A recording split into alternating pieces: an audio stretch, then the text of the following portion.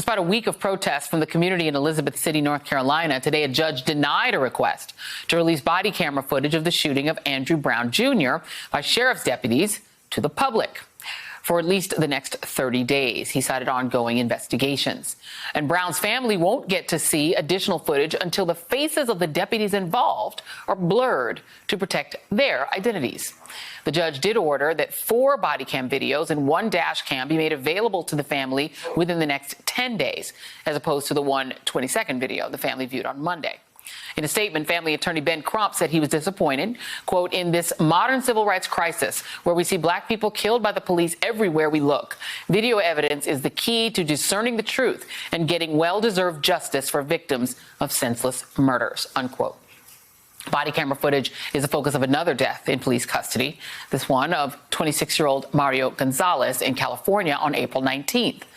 Video released today showed Alameda police officers pinning him to the ground for several minutes face down. And we should warn you, this video is disturbing. Oh, no wonder. There, I got it. What do you have? Sorry. No, it's not that. Okay. No, yeah. It wasn't that. Hey. No. Stop. No.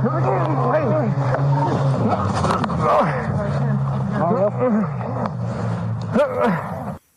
Police claimed that they attempted to detain Gonzalez and a physical altercation ensued and that he suffered a medical emergency. And if that sounds familiar, it's because Minneapolis police made the same initial claim about the death of George Floyd. So we're just going to wait to see how that investigation plays out. At a rally demanding release of the body cam video yesterday, Gonzalez's brother said his brother's death in police custody was in the same manner as George Floyd's. President Biden is expected to make a renewed push tonight to pass the police reform bill named for George Floyd, the Justice in Policing Act, which Vice President Kamala Harris co-authored as a California senator. Joining me now, Paul Butler, Georgetown law professor and former federal prosecutor, and Mark Claxton, retired NYPD detective and director of the Black Law Enforcement Alliance. Paul, I want to go to you first on the refusal to release this video. They're making the statement that essentially people will see the video and jump to conclusions, but people are already jumping to conclusions. What do you make of this denial of the release? The judge is claiming releasing the video now will impact the investigation. That's a common excuse when the cops don't want the public to see something. Joy, we've seen more transparency in other high-profile cases. In Columbus, Ohio, video was released within hours of the shooting of Ma'Khia Bryant. The same in Chicago after the police killed Adam Toledo. With Mr. Brown's killing, I think there's a legitimate concern about a cover-up. If the video exonerated the cops, I think we would have seen it by now. That is the point, and I think that is clear. And, you know, Mark, just on the Alameda case, because we're trying to keep all of these cases in our minds at the same time.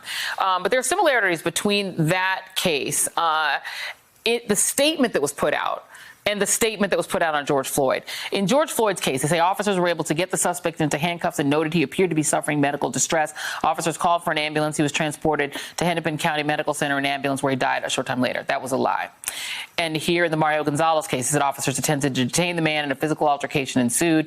At that time, the man had a medical emergency. Officers immediately began life-saving measures and requested the Alameda Fire Department to the scene. Alameda Fire Department transported the male to a local area hospital where he later died. These almost read like cookie-cutter statements that are put out that just pop out of a vending machine. And that's why I like to refer to them as claims. I don't even say they said. I just say they claim, because they fall apart so often. Yeah, Joy. Unfortunately, we're stuck in this tragic time loop where black and brown bodies are routinely now on a regular basis just killed at the hands of law enforcement. We're getting to witness not only the apathy of government in large part over these killings, but the ugly underside of what has become the policing profession, which forces us to make some harsh decisions moving forward as to whether or not how we want to proceed with this policing thing. What's our priority? Let me ask you this question. Mark, let me ask you this question, because you're a former law enforcement officer. What is going on? It feels like after the initial Black Lives Matter movement started to build up, there was a reduction in violence, that police took a second thought and took a step back before committing violence. This feels like an escalation. Does it feel like that to you? The only reason it does not feel like an escalation to me is because I've realized, and I've been connected to some of these stories for a very long time, This has been happening for a long time. It's just that we are now more in tune and covering it differently. Hey, thanks for watching our YouTube channel. You should know that you can follow today's top stories and breaking news and catch up on your favorite MSNBC shows all in one place. Download the NBC News app today.